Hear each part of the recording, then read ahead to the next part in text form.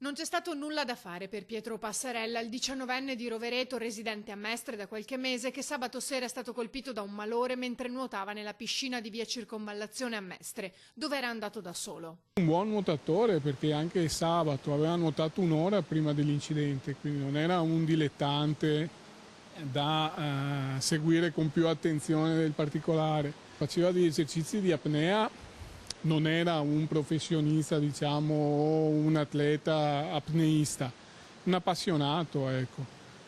E sabato ha fatto questi esercizi, ma proprio fatalità poi sotto l'assistente ai bagnanti di turno. In quel momento c'erano anche altri 2 assistenti bagnanti che stavano operando. Non appena hanno visto che non dava più segni di vita, più che altro non faceva più le bolle, non si muoveva, subito lo hanno soccorso, lo hanno fatto uscire dall'acqua. I bagnini in 3 hanno cercato di salvarlo in tutti i modi. Poi la corsa d'urgenza all'ospedale All'Angelo, dove domenica Pietro è stato dichiarato morto. Nella notte l'espianto degli organi. I bagnini in piscina sono ancora sotto shock. Loro non dormono praticamente da sabato, è difficile, insomma, siamo tutti scossi indubbiamente.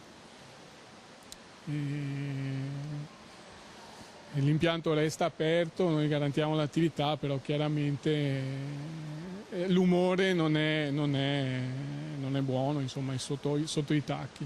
Pietro si era trasferito a Mestre, dove viveva con la fidanzata, e studiava matematica all'Università di Padova. In attesa di una celebrazione laica semplice, la famiglia chiede di ricordarlo dedicandogli un pensiero, accendendo una candela e ascoltando la musica preferita. A breve si attiverà una raccolta fondi per un progetto umanitario in Brasile.